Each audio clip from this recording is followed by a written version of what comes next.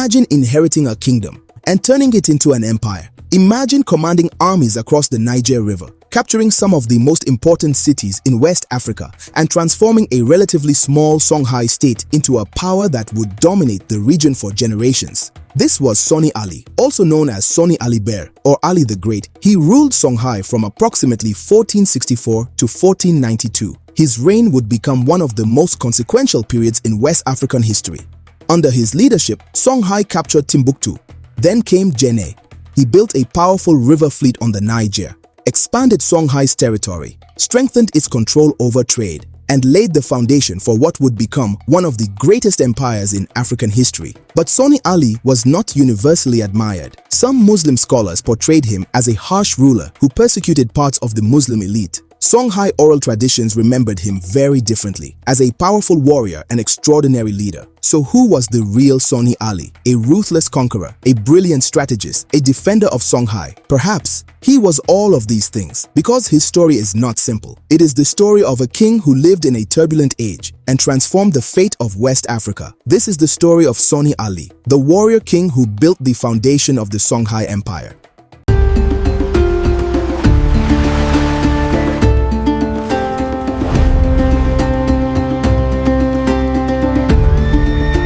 Before he became the ruler who would transform Songhai, Sonni Ali was a prince growing up along the Niger River in a kingdom surrounded by powerful rivals.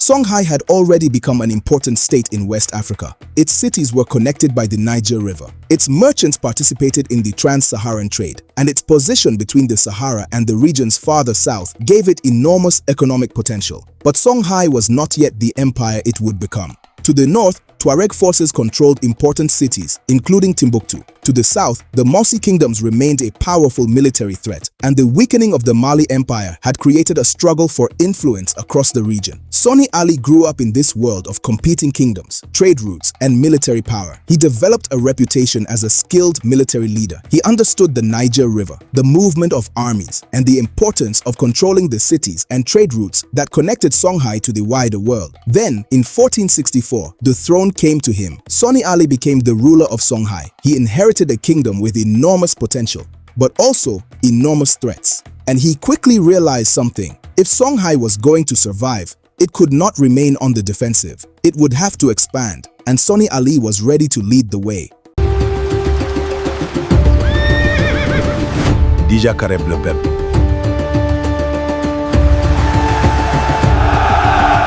When Sonni Ali took the throne in 1464, Songhai was already an important kingdom, but it was surrounded by powerful rivals. The Mali Empire was weakening, creating an opportunity for Songhai to expand. Sonni Ali understood that the key to that expansion was control. Control the Niger River, and you could move soldiers, supplies, and goods across enormous distances. Control the great trading cities, and you could control some of the most valuable commerce in West Africa. So Sonni Ali transformed Songhai's military. He strengthened his cavalry on land and developed a powerful fleet of war canoes on the Niger River. This gave his armies tremendous mobility. They could move quickly along the waterways, then strike across the surrounding territory. Soon, Sonni Ali began his campaigns. His first major objective was Timbuktu. The city was one of the most important commercial and intellectual centers in West Africa. After the decline of Mali, it had come under Tuareg control, and local leaders eventually sought Songhai's help. In 1468, Sonni Ali captured Timbuktu. But what followed remains one of the most debated parts of his story. Muslim scholars in later chronicles portrayed Sonni Ali as harsh and hostile toward the city's religious elite. Other traditions present him as a powerful ruler who freed Timbuktu from Tuareg domination. Whatever interpretation we follow, his victory changed the balance of power. Songhai now controlled one of the region's most important cities. But Sonni Ali wasn't finished. He had captured Timbuktu, and now he had his eyes on another great trading center, Djenné, and taking Djenné would test his military strategy like never before.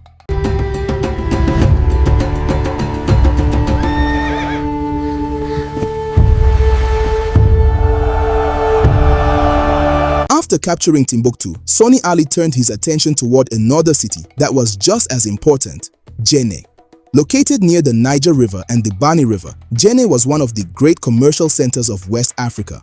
Gold, salt, agricultural products, and other goods passed through its markets, making the city enormously valuable. But Djenné would not surrender easily. Sonni Ali surrounded the city and began a siege that would last for years. According to the historical tradition, the siege lasted approximately 7 years. The city's position, surrounded by water during the annual flooding of the Niger River, made a direct assault extremely difficult. So Sonni Ali relied on patience. His forces maintained their pressure, while his river fleet helped prevent supplies from reaching the city. Inside Djenné, food became scarce. The siege continued month after month, year after year. Finally, in 1473, Djenné surrendered. Unlike the destruction associated with his conquest of Timbuktu, accounts describe Sonni Ali as treating the people of Djenné with greater accommodation. The victory was enormously important. With Gao, Timbuktu, and Djenné under Songhai control, Sonni Ali now held 3 of the most important centers of commerce in the region. He had not simply conquered a city, he had taken control of a network connecting the Niger River, the Sahara, and the markets of West Africa. Songhai was no longer just a powerful kingdom. It was becoming an empire, and Sonni Ali was only getting started.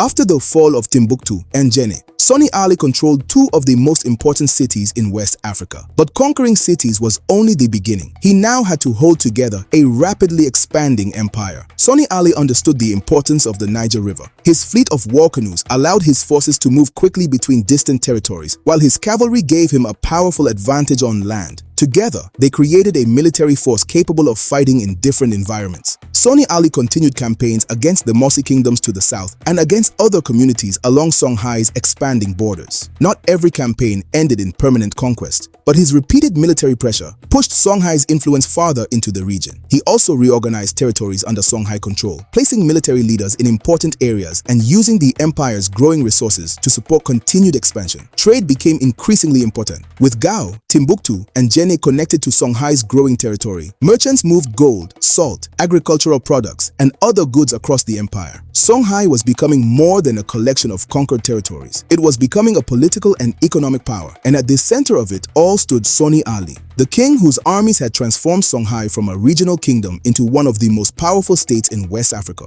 But with greater power came a growing problem. Sonni Ali's relationship with the Muslim scholars and religious elite was becoming increasingly tense, and that conflict would shape how history remembered him.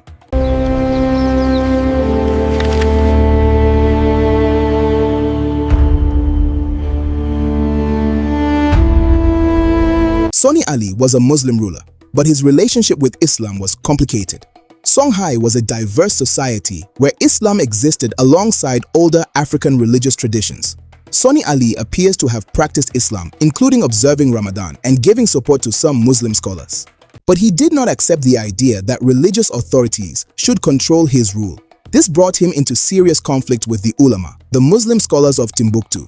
The surviving Timbuktu chronicles, written from the perspective of Muslim scholars, portray Sonni Ali as a harsh ruler who persecuted members of the religious elite. But historians caution that these accounts were written after his reign and reflected the political and religious struggles that followed his death.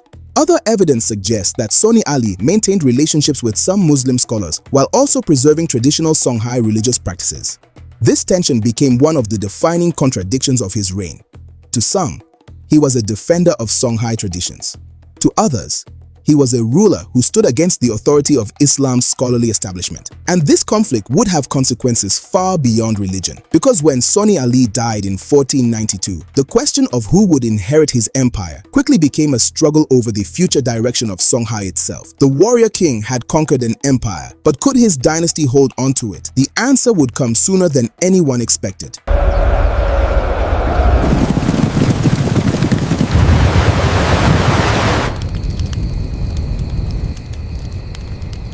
By the final years of his reign, Sonni Ali had transformed Songhai into a powerful empire.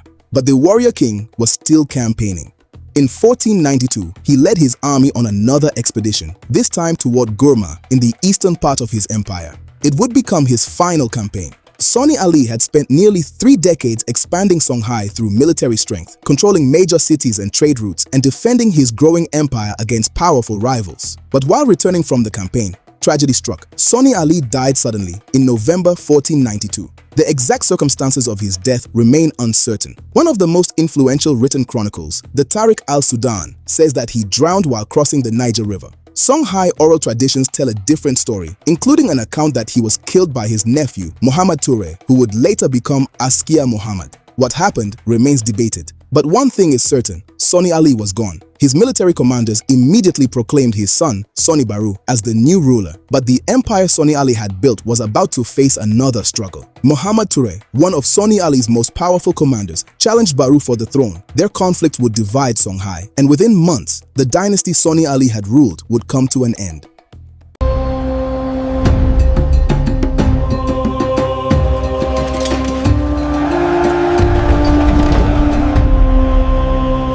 Sonni Ali had built an empire, but he had not solved the question of who would inherit it. After his death in 1492, his son, Sonni Baru, was immediately proclaimed ruler of Songhai. But Baru's position was fragile. One of Sonni Ali's most powerful commanders, Muhammad Toure, challenged him for the throne. The conflict was about more than succession. It also reflected the religious and political tensions that had grown during Sonni Ali's reign. Muhammad Toure gained the support of important Muslim leaders and commanders who opposed the direction of the previous dynasty. Sonni Baru, meanwhile, retained the support of forces connected to the traditional religious leadership and parts of the Sonni military establishment. The two sides eventually went to war. In 1493, Muhammad Toure defeated Sonni Baru in battle. Baru fled down the Niger River, and Muhammad Toure took control of the empire. He became known as Askia Muhammad and founded the Askia dynasty, ending the rule of Sonni Ali's Sonni dynasty. But something remarkable had happened. Sonni Ali's dynasty had fallen, yet the empire he created survived. The new ruler would inherit the territory, wealth, cities, armies, and trade networks that Sonni Ali had spent nearly 3 decades building. Askia Muhammad would expand that foundation even further. But the story of Songhai's rise began with the warrior king who came before him, Sonni Ali.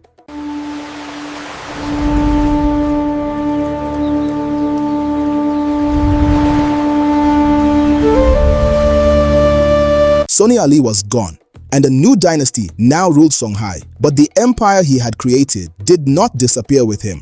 Askia Muhammad inherited the territories, cities, trade routes, and military power that Sonni Ali had spent nearly 3 decades building. And he would take that foundation even further. Under Askia Muhammad, Songhai expanded into an even larger empire, stretching across enormous parts of West Africa. The new ruler strengthened the administration, appointed governors, expanded the army, and placed greater emphasis on Islam and Islamic scholarship. But none of this would have been possible without the foundation created by Sonni Ali. He had brought Timbuktu and Djenné under Songhai control. He had strengthened Songhai's presence along the Niger River, and he had transformed a regional kingdom into a major imperial power. That is why Sonni Ali remains such an important figure in African history. His successor changed the empire's political and religious direction, but he inherited an empire that was already powerful. Sonni Ali had done the difficult work of expansion. He had opened the door, and the rulers who followed him would walk through it. For centuries afterward, historians would debate the man behind the legend. Was he a ruthless conqueror, a brilliant military strategist, a defender of traditional Songhai culture, or all three? Whatever the answer, one fact remains undeniable. Sonni Ali changed Songhai forever.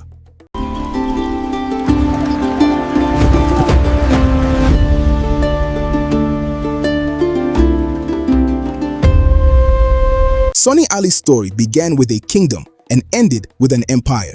When he took the throne in 1464, Songhai was a powerful but still developing state. When he died in 1492, it had become one of the dominant powers of West Africa. He captured Timbuktu. He conquered Djenné after a legendary 7-year siege. He strengthened Songhai's control of the Niger River, and he built a military machine capable of defending and expanding one of the largest empires in the region. But Sonni Ali's legacy is complicated. Some Muslim scholars who wrote about him portrayed him as a harsh ruler and criticized his relationship with Islamic leaders. Songhai traditions remembered him differently, as a powerful warrior, defender, and extraordinary leader. The truth is likely more complicated than either image alone. He was a ruler of his time, a man who relied on military power, political strategy, and traditional authority to protect and expand his kingdom. But whatever judgment history places upon him, one fact cannot be denied. Sonni Ali changed Songhai forever. He created the foundation upon which Askia Muhammad would later build an even greater empire. His reign ended, but the empire did not, and centuries later, his name remains connected to one of the greatest periods of expansion in West African history. Sonni Ali, the warrior king who built the foundation of the Songhai Empire. Thank you for watching, and thank you to TXA Studios for bringing this remarkable story to life. Their legacy shapes who we are today.